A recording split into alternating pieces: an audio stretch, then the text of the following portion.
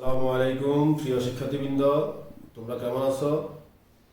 আশা করি এই দুর্যোগকালীন সময়ে সবাই ভালো আছো এবং পরিবারের অন্যান্য সদস্যদেরকে নিয়ে সুস্থ আছো ইনশাল্লাহ। আজকে আমি তোমাদের সামনে একটি গুরুত্বপূর্ণ সাবটা আলোচনা করব। তার আগে তোমাদের সবার প্রতি রইল আমার তো ক্লাস শুরুতে তোমাদের সকলের প্রতি রইল আমার পক্ষ থেকে আন্তরিক শুভেচ্ছা।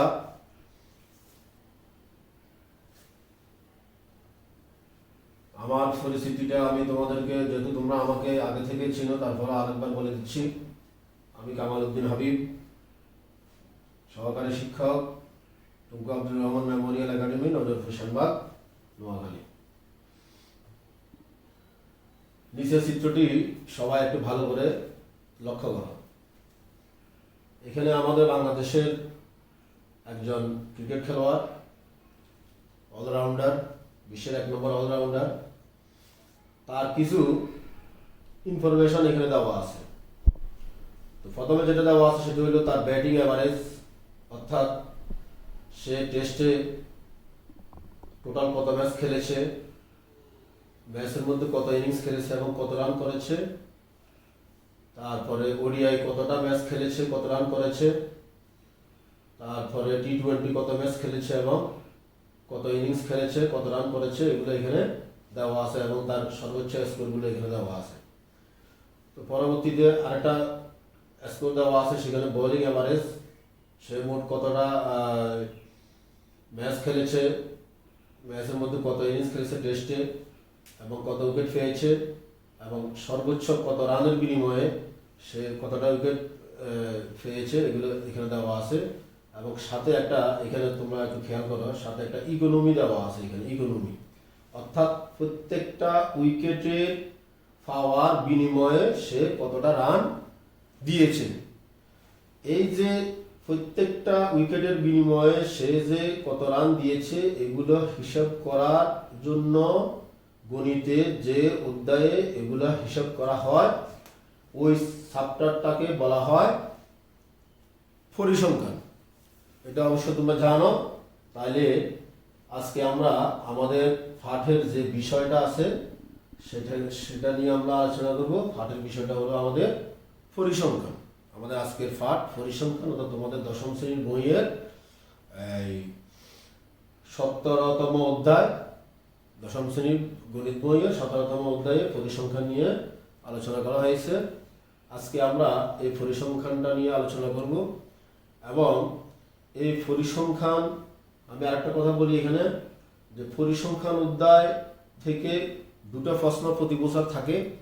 ওই 2টা প্রশ্ন থেকে তুমি চয়েস করে একটা প্রশ্ন যদি ফুল আনসার করতে পারো, তাহলে তোমার গণিতে পাস করা একদম সহজ হয়ে যাবে।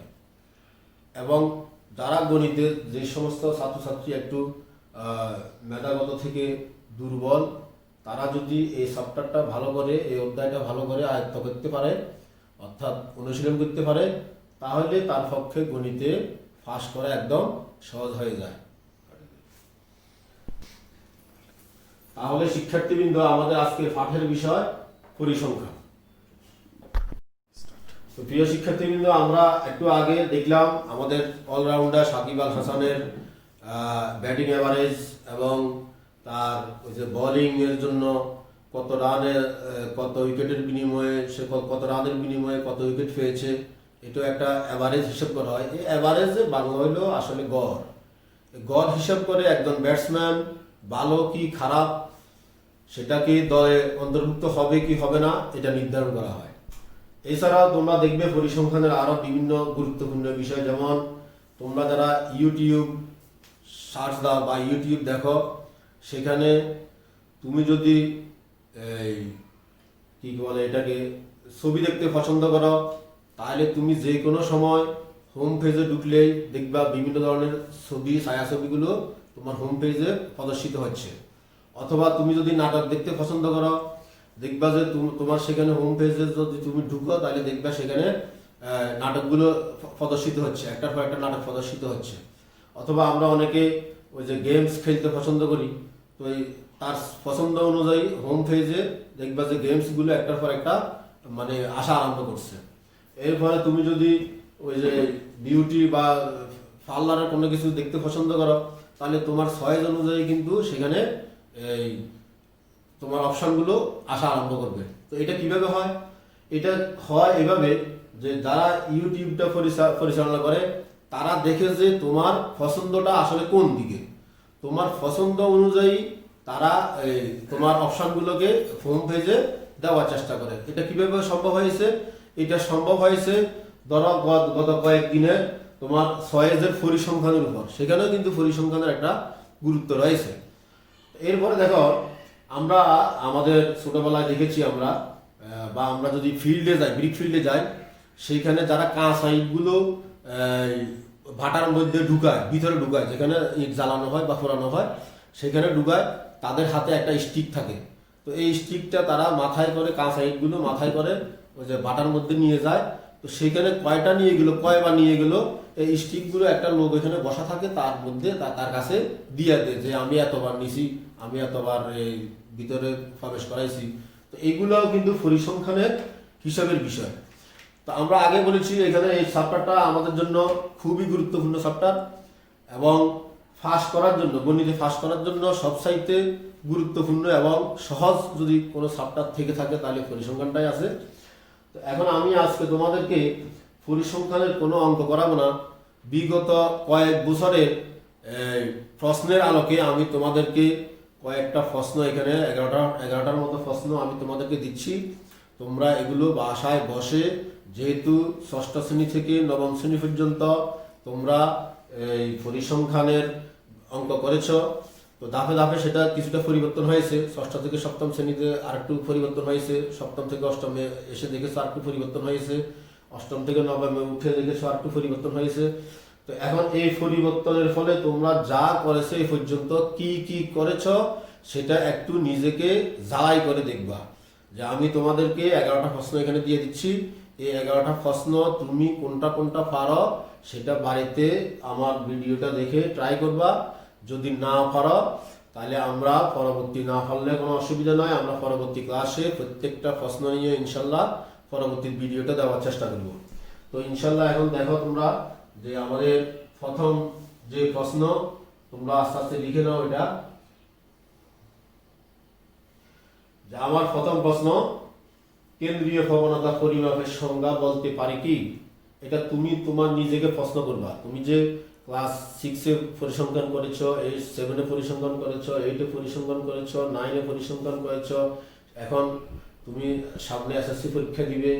এখন এই 11টা প্রশ্নের মধ্যে কোন কোন প্রশ্ন তুমি পারো, যদি না পারো তাহলে বইয়ের সহযোগিতা নিবা, আর যদি তাও না পারো তাহলে আমার মোবাইল নম্বর নিচে দেওয়া থাকবে, সেখানে আমাকে ফোন দিবা, আমি তোমাদেরকে সব কিছু বলে দেওয়ার চেষ্টা করব।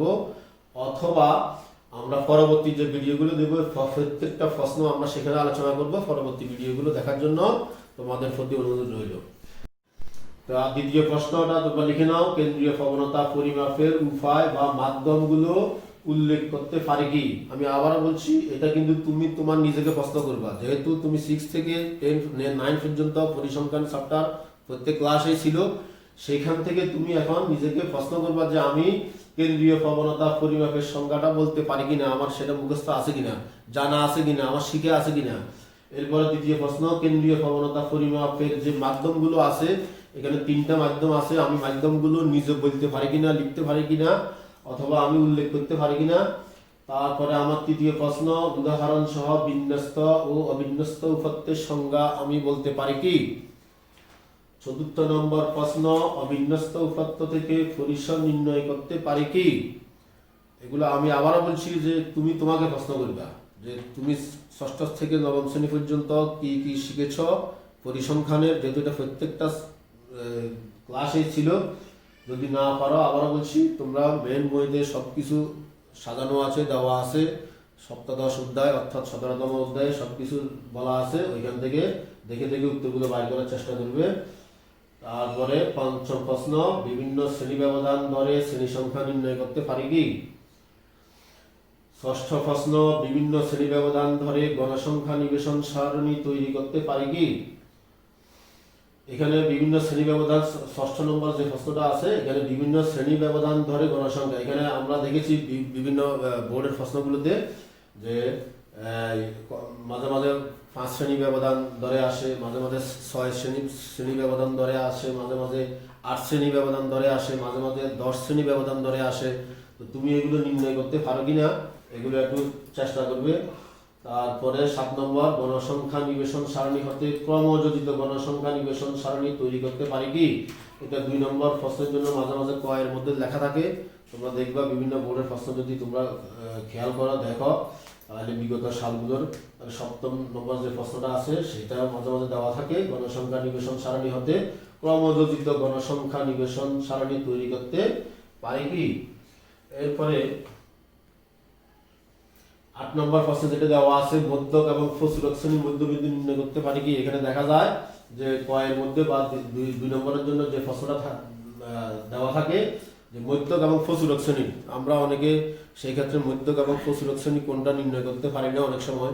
তো নির্ণয় করতে না পারার কারণে আমরা এটা মধ্যবিন্দু বের করতে পারি না, যার ফলে আমাদের 2টা নম্বর সেখানে কাটা যায়। এরপর 9ম প্রশ্নে আছে আমাদের চলকের পরিচয় সহ গণসংখ্যা নিবেশন সারণী হতে মধ্যক ও প্রচুরক নির্ণয় করতে পারি কি? তাহলে এখানে একটা বিষয়, চলকের বিভিন্ন পরিচয় দিতে হয়, তারপরে প্রথমে সূত্রটা লিখতে হয়, লেখার পরে চলকের পরিচয় দিতে হয়। চলকের পরিচয় যদি আমরা দিতে না পারি তাহলে এটা আমাদের খ নম্বর প্রশ্নের মধ্যে আসে, অথবা অনেক সময় ঘ নম্বর প্রশ্নের মধ্যেও আসে। তো এখানে আমরা যদি এটা দিতে না পারি আমাদের 4টা নম্বর এখানে বাদ চলে যায়। আমরা চেষ্টা করব যে চলকের পরিচয় সহ যে আমাদের সূত্র অনুযায়ী সূত্রের মধ্যে কি কি চলক দেওয়া আছে, ওই চলকগুলোর নাম কি, এগুলো কিভাবে বের করতে হয়, এগুলো একটু শেখার চেষ্টা করবো সবাই। 10ম প্রশ্নে আছে আমাদের গণসংখ্যা নিবেশন সারণী হতে সংক্ষিপ্ত পদ্ধতিতে গড় নির্ণয় করতে পারি কি? যেমন ক্লাস 6-এ 6ষ্ঠ শ্রেণীতে কিন্তু গড় নির্ণয় তেমন একটা ছিল না, বা থাকলেও একটা সংক্ষিপ্ত পরিচয় ছিল। 7-এ 80 হয়তো তোমরা গড় নির্ণয় দেখেছ। 8ম শ্রেণীতে গড় নির্ণয়ের সাথে 9ম শ্রেণীর গড় নির্ণয়ে কিছুটা পার্থক্য আছে। 8ম শ্রেণীতে আমরা শ্রেণীর মধ্যবিন্দু ধরে গড় নির্ণয় করতে পেরেছি, কিন্তু 9ম এবং 10ম শ্রেণীতে আসলে আমাদের এখানে একটা কথা লেখা থাকে যে সংক্ষিপ্ত পদ্ধতিতে আমরা গড় নির্ণয় করতে পারি কিনা, সেটা আমাদেরকে ভালো করে বাড়িতে আয়ত্ত করতে হবে।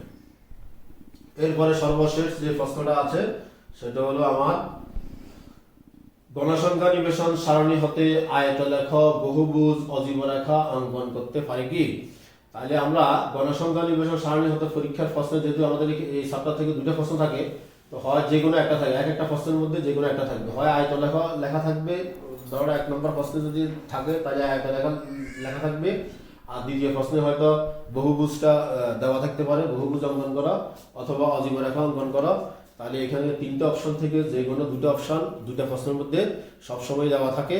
তো এটা আমরা গ্রাফের মধ্যে অঙ্কন করতে পারি কিনা সেটা প্রশ্ন করা হয়েছে। তো এই 11টা প্রশ্ন তুমি ভালো করে বাড়িতে আস্তে আস্তে একটা একটা করে সিরিয়াল অনুযায়ী একটা একটা করে নির্ণয় করবা, তো তৈরি করার চেষ্টা করবা।